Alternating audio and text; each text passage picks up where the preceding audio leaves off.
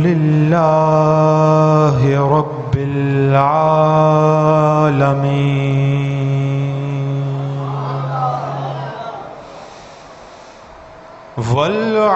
والعاقبة للمتقين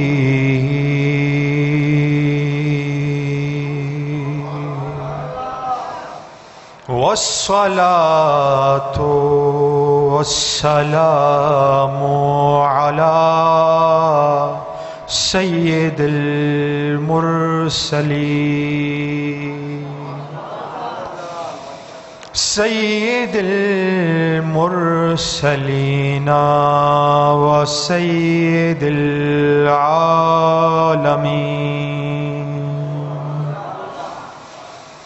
خاتم النبيين رحمة للعالمين وعلى آله الطيبين والطاهرين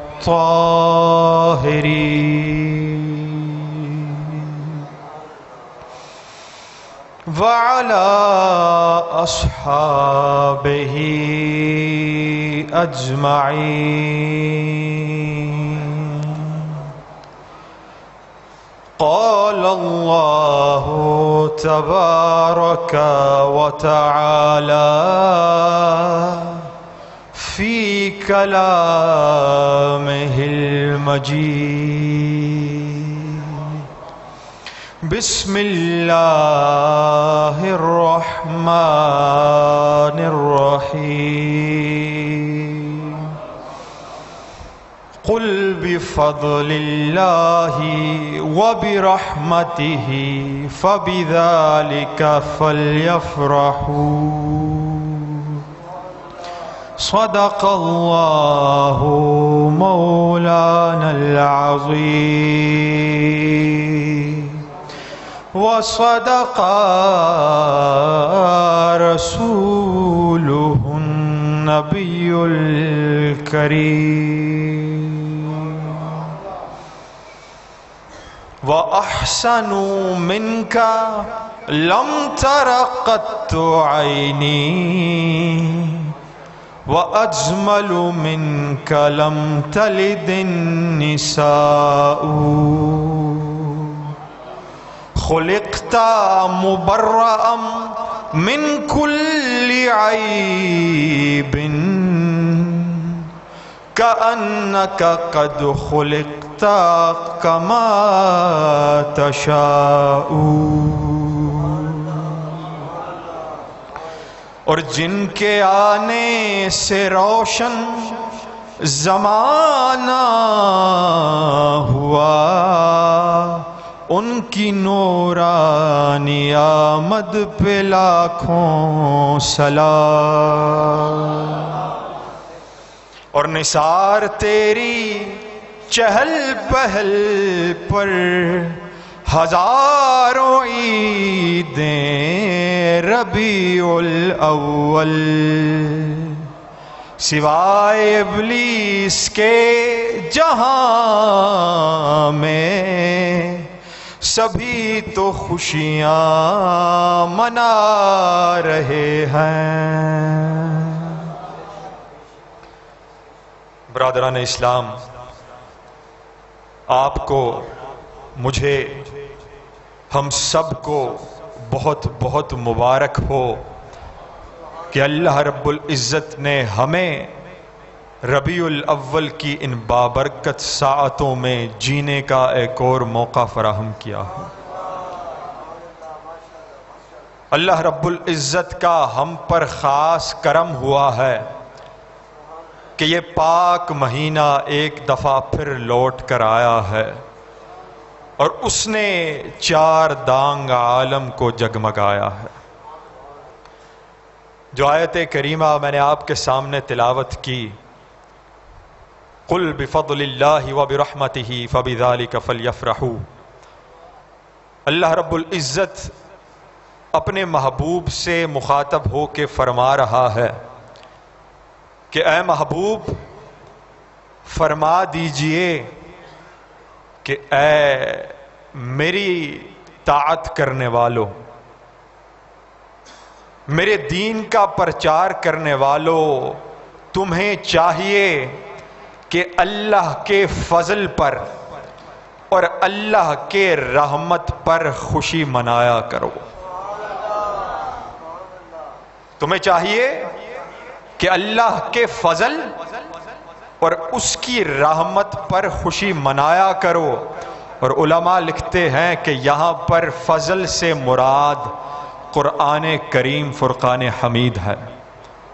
اللہ رب العزت قرآن پاک میں فرماتا ہے وَذَلِكَ فَضْلُ اللَّهِ عَلَيْكَ عَظِيمًا، کہ اے پیغمبر ہم نے آپ پر فضل عظیم فرمایا ہے۔ تو علماء نے فرمایا فضل سے مراد قرآن کریم ہے۔ اور پھر سوال ہوا کہ اگر فضل سے مراد قرآن کریم ہے تو رحمت سے مراد کیا ہے؟ تو قرآن ہی بولتا ہے، قرآن ہی ہمیں بتلاتا ہے وَمَا أَرْسَلْنَاكَ إِلَّا رَحْمَةً لِلْعَالَمِينَ، رحمت سے مراد میرے محبوب محمد عربی کی ذات پاک۔ تمام 1,24,000 انبیاء آئے، اللہ رب العزت نے ان انبیاء کو بے شمار خوبیوں سے نوازا، بہت سے معجزات عطا کیے گئے۔ اور قرآن کریم میں رسول اللہ صلی اللہ علیہ وآلہ وسلم سے مخاطب ہو کر اللہ رب العزت فرماتا ہے یا ایھا النبی انا ارسلناک شاہدا ومبشرا ونذیرا وداعیا الی اللہ باذنہ وسراجا منیرا۔ اللہ رب العزت نے ہمیں بتایا کہ اے اسلام والو تمہارے پیمبر کی کیا کیا شانیں ہیں۔ فرمایا شاہدہ، امام اعلیٰ حضرت فرماتے ہیں کہ شاہد سے مراد حاضر و ناظر ہونا، اپنے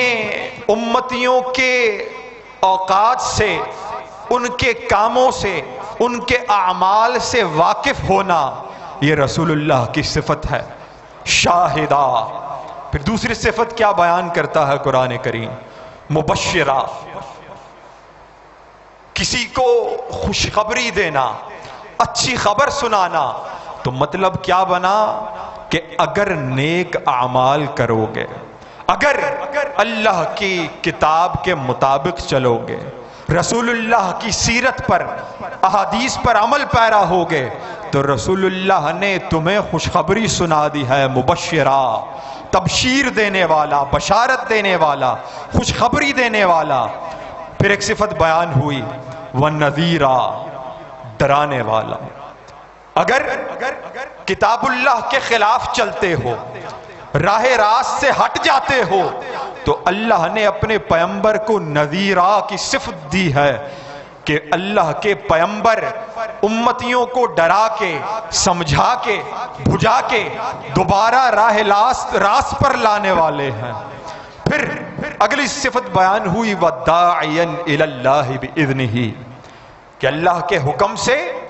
بھٹکے ہوں کو اللہ کی راہ پر لگانے والا۔ جو لوگ کلمہ گو نہ ہوں، جو لوگ ایک اللہ کی عبادت کرنے والے نہ ہوں، جو لوگ ملائکہ پر ایمان لانے والے، الہامی کتب پر ایمان لانے والے نہ ہوں، رسالت کا انکار کرنے والے ہوں، ان لوگوں کو بھٹکی ہوئی راہ سے راہ نجات کی طرف لانے والا نبی ہے۔ اور پھر ایک اور صفت بیان ہوئی وَسِرَاجًا مُنِيرًا، اور وہ چراغ ہے کہ جس سے چار دانگ عالم میں ہدایت کی روشنیاں پھیل رہی ہیں۔ اب جو نقطہ آپ کو بتلانا چاہ رہا ہوں وہ نقطہ یہ ہے کہ اللہ کے جتنے بھی نبی آئے ہیں، حضرت آدم علیہ السلام سے لے کر نبی آخر الزمان خاتم النبیین صلی اللہ علیہ وآلہ وسلم تک، اللہ نے ہر نبی کو شاہد بھی بنا کر بھیجا، ہر نبی کو مبشرم بھی بنا کر بھیجا، ہر نبی کو نذیرہ کی شان بھی عطا کی ہے، ہر نبی داعی الاللہ بإذنہ بھی ہے، ہر نبی سراجم منیرہ بھی ہے۔ تو اللہ رب العزت نے اپنے نبی کی شان کو تمام انبیاء سے جدا کرنے کے لیے اپنے نبی کو تمام انبیاء پر فوقیت اور برتری دینے کے لیے شان عطا کرنی تھی، اور وہ شان کیا عطا کی؟ وَمَا أَرْسَلْنَاكَ إِلَّا رَحْمَةً لِّلْعَالَمِينَ، کہ اے پیغمبر ہم نے آپ کو رحمت بنا کر بھیجا ہے۔ جو پہلے انبیاء بن کے آئے تھے، کوئی اپنی امت کے لیے رحمت بن کر آیا تھا، کوئی اپنے قبیلے کے لیے رحمت بن کر آیا تھا، کوئی اپنے دیش کے لیے، اپنے وطن کے لیے رحمت بن کر آیا تھا، مگر اے محبوب، اے خاتم النبیین، آپ کو ہم نے قیامت تک کے لیے جتنے لوگ آئے تھے، جتنے لوگ آئیں گے، اے پیغمبر آپ کو سب کے لیے رحمت بنا کر بھیجا۔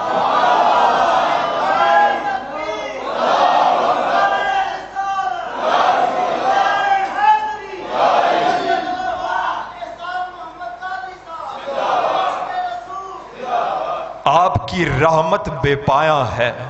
صرف اللہ رب العزت نے اپنی رحمت کا ظہور اس دنیا میں کرنے کے لیے، علماء فرماتے ہیں رسول اللہ کو رحمت للعالمین کی شان اس لیے عطا فرمائی تھی۔ کسی شاعر نے کہا تھا یا رب تو کریم و رسول تو کریم، صد شکر کے ہستے میں آنے دو کریم۔ اے رب تیری رحمت تو بے کنار ہے، تیری رحمت کا احاطہ کرنا کسی کے بس کا کام نہیں ہے۔ تو نے اپنے محبوب کو سراپا رحمت بنا کر ہم غریبوں پر کیا احسان کیا ہے کہ اب ہم یہ بات دل میں لیے بیٹھے ہیں کہ ہم دو کریموں کے درمیان آ چکے ہیں۔ تو اے رب تو ہمارے ساتھ برا معاملہ ہرگز نہیں فرمائے گا۔ علامہ سیوطی، علامہ جلال الدین سیوطی، آپ مولد النبی میلاد رسول صلی اللہ علیہ وآلہ وسلم سے متعلق فرماتے ہیں ہوا من البدع التي يثاب عليها صاحبها لما فيه من تعظیم قدر النبی واظہار الفرح والاستبشار لمولده الشریف۔ آپ فرماتے ہیں کہ یہ جو میلاد ہے، یہ میلاد رسول اللہ صلی اللہ علیہ وآلہ وسلم کی اس دنیا میں تشریف آوری پر خوشی منانا، یہ علامہ سیوطی فرما رہے ہیں کہ یہ ایک ایسی بدعت ہے کہ جس کے کرنے والے کو ثواب ملتا ہے۔ پر فرماتے ہیں کہ وہ ثواب کیوں ملتا ہے؟ فرماتے ہیں وہ ثواب اس لیے ملتا ہے کہ اللہ کے نبی کی دنیا میں آنے پر خوشی منانے والا اپنے رب کا شکر گزار ہو رہا ہوتا ہے کہ میرے رب تو نے یہ احسان عظیم فرمایا، اللہ کے نبی کو ایک نعمت بنا کر ہمارے درمیان بھیجا، تو وہ جو شکر اور وہ جو کفرانہ نعمت سے اجتناب ہے، علامہ سیوطی فرماتے ہیں اس کفرانہ نعمت سے بچنا ہی تمہارے لیے ثواب کا باعث۔ پھر فرمایا جو اہم نقطہ ہے کہ میلاد منانا حقیقت میں رسول اللہ کے آنے پر خوشی، مسرت اور مسکان منانا ہے۔ یہ محض ایک تہوار نہیں ہے، یہ ایک ثقافتی پہلو نہیں ہے، یہ ایک دین کا حصہ نہیں ہے، مگر یہ محسن انسانیت، محسن کائنات کے اس دنیا میں آنے پر خوشی کا اظہار کرنا ہے۔ اب اس بحث سے ہمارے سامنے میلاد کے لیے تین جو ہیڈنگز بن جاتی ہیں کہ ہم میلاد کیوں منائیں۔ پہلے نمبر پر کہ ہم اللہ کا شکر ادا کر رہے ہیں کہ اس نے ہمیں، رسول اللہ کا فرمان ہے انما انا رحمت مہدات، میں اللہ کی وہ رحمت ہوں جو اللہ نے اپنے شکر گزار بندوں کو بطور تحفہ کے طور پر عطا کی ہے، بطور تحفہ بھیجی ہے۔ تو ایک محبوب کے لیے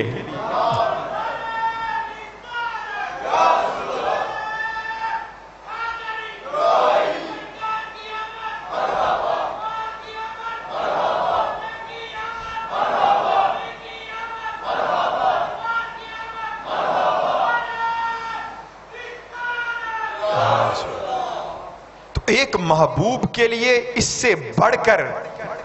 کیا بلندی ہو سکتی ہے کہ اس کا محب اسے خود، اس کا محب اس کے اوپر خود اتنی بڑی کور کرم نوازی کر رہا ہو۔ اور دوسری دلیل، رسول اللہ صلی اللہ علیہ وآلہ وسلم کا میلاد منانا، کیا سوال یہ کیا جا سکتا ہے کہ نعوذ باللہ آپ کا میلاد منانے سے کیا آپ کی کوئی شان بڑھ جاتی ہے؟ کیا اگر ہم جو اپنی تئیں کوشش کرتے ہیں، ہمارے منہ اس لائق نہیں ہے، ہمیں یہ توفیق اللہ دیتا ہے، تو اگر ہم آپ کی پاکی، آپ کی صفات بیان کرتے ہیں تو کیا اس سے رسول اللہ کی شان میں اضافہ ہوتا ہے؟ تو اس کا جواب قرآن دے رہا ہے۔ قرآن کہتا ہے اِنَّا أَعْطَيْنَاكَ الْكَوْثَرَ، کہ اے پیغمبر ہم نے آپ کو الکوثر عطا کر دی ہے، ہم نے آپ کو شان الکوثر سے نواز دیا ہے۔ تو اے انسان، تو یہ گمان بھی کیسے کر سکتا ہے کہ تیری یہ مجال، تیرا یہ چھوٹا سا منہ، اگر تو ساری عمر رسول اللہ کی صفات بیان کرتا رہے، آپ کا میلاد بناتا رہے، تو میرے نبی کی شان کا احاطہ نہیں کر سکتا۔ کیوں؟ کیونکہ میرا رب خود قرآن میں کہہ رہا ہے اِنَّا أَعْطَيْنَاكَ الْكَوْثَرَ، اور ہم کیا جانے کہ رسول اللہ کی الکوثر کی وہ شان کیا ہے۔ پھر علامہ جلال الدین سیوطی آپ ساتھ ساتھ ہمیں یہ بھی بتلا رہے ہیں کہ اگر میلاد منانا ہے تو اس کا طریقہ کار کیا ہوگا۔ میلاد منایا جائے تو کس سلیقے سے، کن آداب کے ساتھ منایا جائے؟ تو آپ فرماتے ہیں ان اصل عمل المولد الذي هو اجتماع الناس، پہلا کیا کام کرنا ہے؟ لوگوں کا مل کر بیٹھنا ہے، لوگوں کا ایک مقام پر جمع ہو جانا ہے۔ اب ایک مقام پر جمع ہونا تو جس طرح آج ہم مسجد میں آئے بیٹھے ہیں، تو اجتماع الناس یہی ہے، لوگوں کا جمع ہو جانا۔ پھر فرماتے ہیں وَقِرَاءَةُ مَا تَيَسَّرَهُ مِنَ الْقُرْآنِ، جو توفیق ہو اتنا قرآن کریم تلاوت کر لیا جائے۔ یہ سوچنے کی بات ہے اور سمجھنے کی بات ہے کہ آج کل اگر ہم میلاد منا رہے ہیں تو کیا ہم اسی طرز پر منا رہے ہیں؟ پہلا کام لوگوں کا جمع ہو جانا، دوسرا کام قرآن کریم کی تلاوت کرنا، اور پھر وَالرِّوَایَةُ الْأَخْبَارَ الْوَارِدَةُ فِي مَبْدَأِ أَمْرِ النَّبِيِّ، اور پھر رسول اللہ صلی اللہ علیہ وآلہ وسلم کی اس دنیا میں تشریف آوری سے متعلق جو احادیث پاک ہیں، جو اسرائیلیات میں یا روایات میں ہم تک خزینہ پہنچا ہے کہ جب میرے پیغمبر اس دنیا میں آئے تھے تو دنیا کے حالات کیسے تھے، کس طرح دنیا میں ہر سو اندھیرا چھایا ہوا تھا، اور جب اللہ کے نبی آخر الزمان آتے ہیں تو وہ دنیا جو تاریکی میں ڈوبی ہوئی تھی، وہ دنیا کہ جہاں پر انسان جانوروں سے گر چکا تھا، میرے نبی کی تشریف آوری ہوتی ہے اور اللہ اپنے نبی کے توسل سے اس دنیا کے اندر ہر سو نور نور کر دیتا ہے۔ پھر فرماتے ہیں وَمَا وَقَعَ فِي مَوْلِدِهِ مِنَ الْآيَاتِ، تو قرآن کریم اور احادیث پاک میں جو خزائن موجود ہے جن میں رسول اللہ کی صفات بیان ہو رہی ہوں، آپ کی تشریف آوری کے واقعات رقم کیے گئے ہوں، علامہ فرماتے ہیں ان کا ذکر کرنا یہی میلاد ہے۔ اور ایک اعتراض جو ہم سے کیا جاتا ہے، ہمیں کہا جاتا ہے کہ تم لوگ جو مولد النبی یا جو میلاد نبی یا جشن آمد مصطفیٰ منا رہے ہو، یہ صرف ہندوستان میں کیا جاتا ہے، یہ صرف ایک جو بریلوی لوگ ہیں ہمیں کہا جاتا ہے کہ صرف وہی لوگ یہ میلاد کرتے ہیں، تو آج جب میڈیا عام ہو چکا ہے، ساری انفارمیشن، ساری معلومات آپ کے ہاتھ میں موجود ہے، تو میں آپ سے گزارش کروں گا کہ ذرا کسی بھی میڈیا چینل پر جا کر، کسی بھی فیس بک کے صفحے پر جا کر آپ ذرا یہ دیکھیے کہ ترکی والے میلاد کس طرح مناتے ہیں۔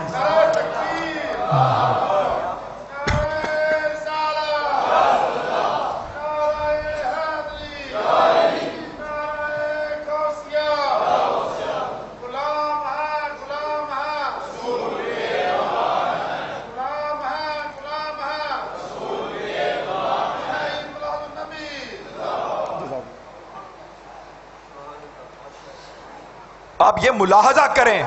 کہ ترکی میں لوگ کس طرح، کتنے شغف کے ساتھ میلاد منا رہے ہیں۔ آپ دیکھیے کہ قاہرہ مصر کے اندر لوگ کتنے شکوہ و طمطراق کے ساتھ اپنے آقا کی آمد پر خوشیاں منا رہے ہیں، یہاں تک کہ آج کل کفر کی آماج گاہ مغربی دنیا کے اندر جو مسلمان بستے ہیں، آپ انہی کو دیکھ لیجئے کہ کتنی محبت کے ساتھ، والہانہ عقیدت کے ساتھ اپنے پیغمبر کی آمد کی خوشی منا رہے ہیں۔ تو پتہ چلا کہ یہ جو ہمارے اوپر بہتان باندھا گیا ہے، یہ سراسر جھوٹ کے سوا کچھ بھی نہیں ہے۔ ایک اور اعتراض جو کیا جاتا ہے، کہنے والے کہتے ہیں کہ صحابہ نے تو کبھی میلاد نہیں منایا،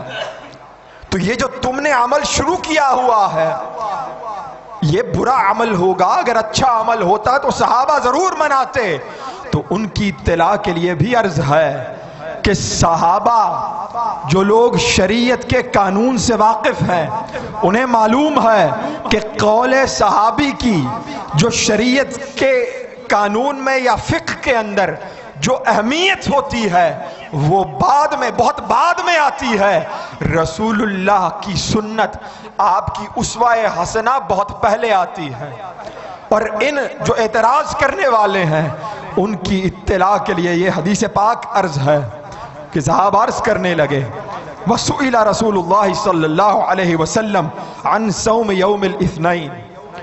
صحابہ نے عرض کی یا رسول اللہ، آپ نے یہ ایک تواتر کے ساتھ عمل شروع کیا ہوا ہے کہ ہر پیر کے دن آپ بلا تاخیر، بغیر چھوڑے آپ روزہ رکھ رہے ہیں۔ یا رسول اللہ، جب بھی سوموار کا دن آتا ہے آپ روزے سے نظر آتے ہیں۔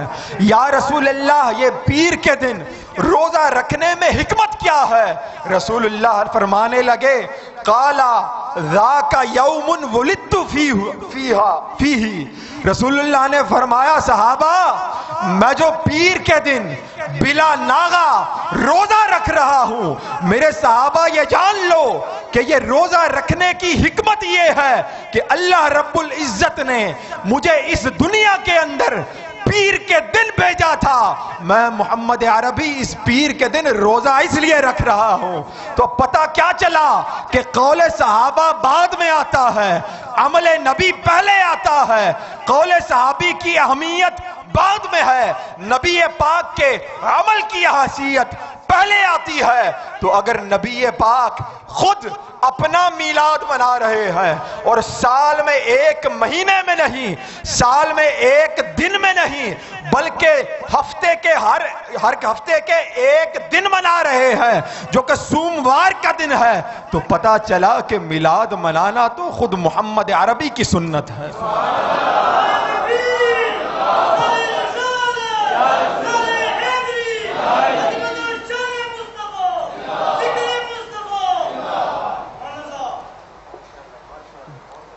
امام جلال الدین سیوطی،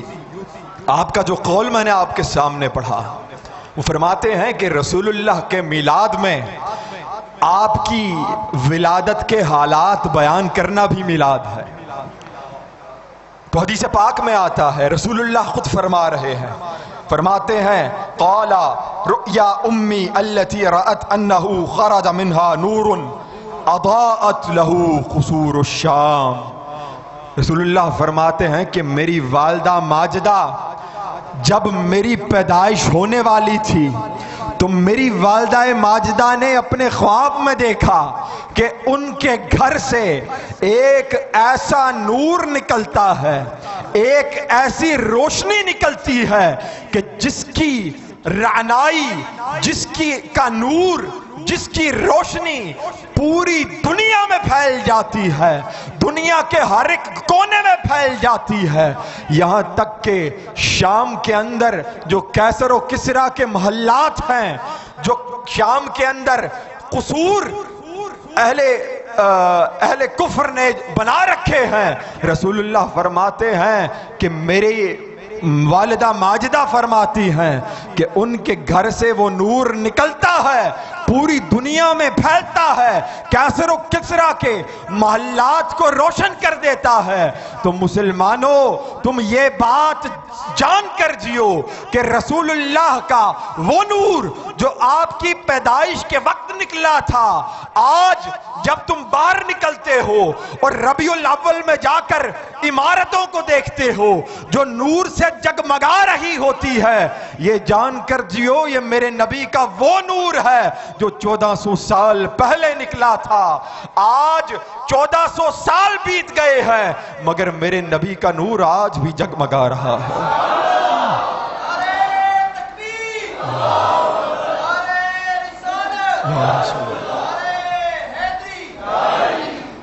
اِنَّا أَعْطَيْنَاكَ الْكَوْثَرَ فَصَلِّ لِرَبِّكَ وَانْحَرْ إِنَّ شَانِئَكَ هُوَ الْأَبْتَرُ۔ وہ کافر و مشرک کہا کرتے تھے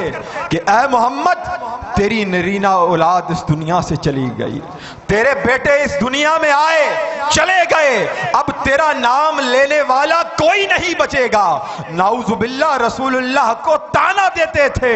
میرے اللہ نے اس وقت بھی کہا تھا اِنَّ شَانِئَكَ هُوَ الْأَبْتَرُ۔ آج ان اہل کفر کے بتوں کا، لات و منات و عزا کا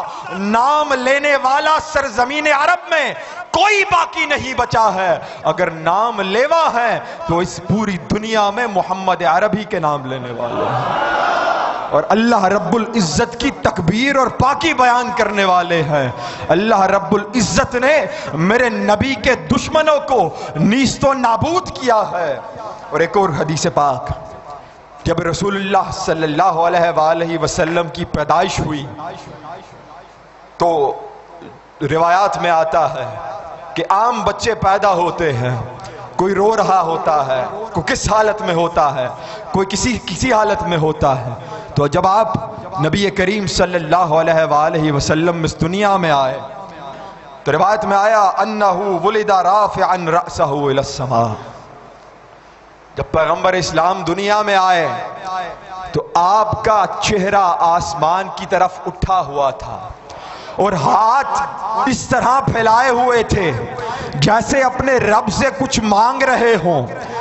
ہاتھ پھیلائے ہوئے تھے، چہرہ اپنے رب کی طرف آسمان کی جانب تھا۔ تشریح کرنے والوں نے، تفسیر کرنے والوں نے لکھا ہے کہ اللہ کا نبی جب اس دنیا میں آیا تھا چہرہ اپنے رب کی طرف تھا، ہاتھ اٹھائے ہوئے تھے کہ شاید کوئی سوال کر رہا ہے۔ تو تفسیر کرنے والے لکھتے ہیں کہ جب ہمارا نبی اس دنیا میں آیا تھا تو آتے وقت بھی اپنی امت کے لیے اپنے رب سے مغفرت مانگتے ہوئے آیا۔